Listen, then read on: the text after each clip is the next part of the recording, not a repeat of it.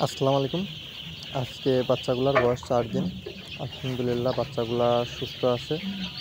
বাচ্চাগুলার গ্রোথও মাশাআল্লাহ ভালো হয়েছে। আজকে ব্রুডিং ছেড়ে জায়গা বড় করে দিতে হবে, তাই খাওয়ার পাত্রগুলো উঠায় নিলাম।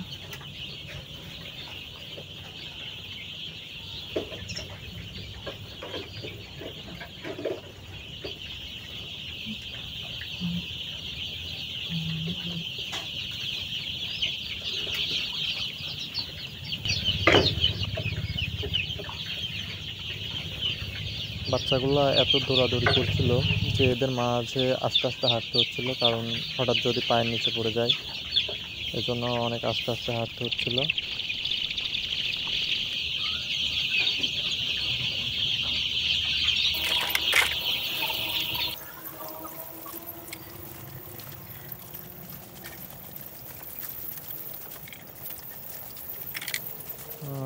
আমাদের আরেকটা বড় ঘর আছে, সেই ঘরটাই এখনো শুকাইছিল না, এজন্য বাচ্চাগুলোরে এই ছোট ঘরেই ব্রুডিং কমপ্লিট করছিলাম। সাইড দিয়ে অনেক তুষ জমা করছিল, যার জন্য তুষগুলো সরাই দিচ্ছিলাম।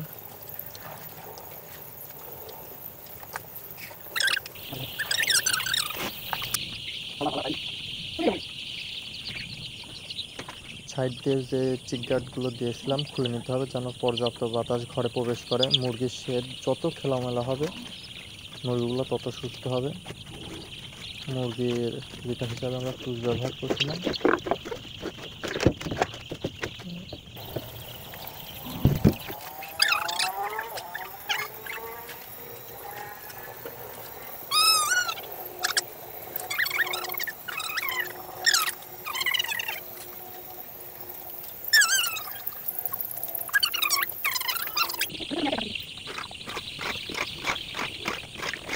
তুষগুলো নাড়া দিলাম যেন গ্যাস বের হয়ে যায় আর শুকিয়ে যায়। অনেকগুলো বাচ্চা অল্প জায়গায় থাকার কারণে তুষগুলো একটু ভিজে যাচ্ছিলো, আর বৃষ্টি তো লেগেই আছে, যার জন্য তুষ একটু ভিজে ভিজে হয়ে গেছিলো। এই জন্য জায়গাটাও বড় করে দিলাম আর তুষগুলোও নাড়া দিয়ে দিলাম।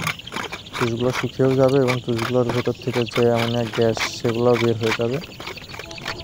আর মুরগির তুষ প্রতিদিনই উল্টে দেওয়া উচিত, কারণ অ্যামোনিয়া গ্যাস হলে পরে মুরগিগুলার চোখের সমস্যা হয়, বিভিন্ন অসুখ বিসুখ সব অ্যামোনিয়া গ্যাসের থেকে সৃষ্টি হয়। তাই তুষগুলো প্রতিনিয়ত শুকিয়ে নেওয়া উচিত, উল্টে দেওয়া উচিত। তুষগুলো যত শুষ্ক থাকবে, শুকনো থাকবে, মুরগির গ্রোথও তত ভালো আসবে। তুষগুলোর চারিদিকে সমানভাবে বিছিয়ে নিলাম। মুরগির খাওয়ার পাত্র, পানির পাত্র সাজিয়ে দিয়ে মুরগির খাওয়ার পানি দিয়ে দিলাম।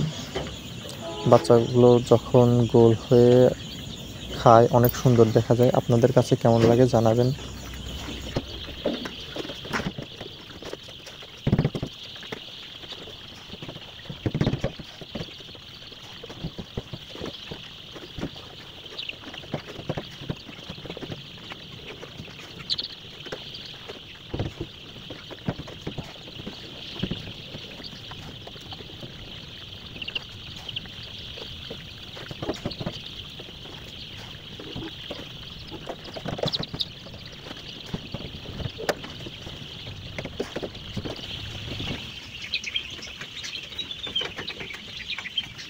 পাত্রের চারপাশে গোল গোল হয়ে সব সারিবদ্ধভাবে খাবার খাচ্ছে।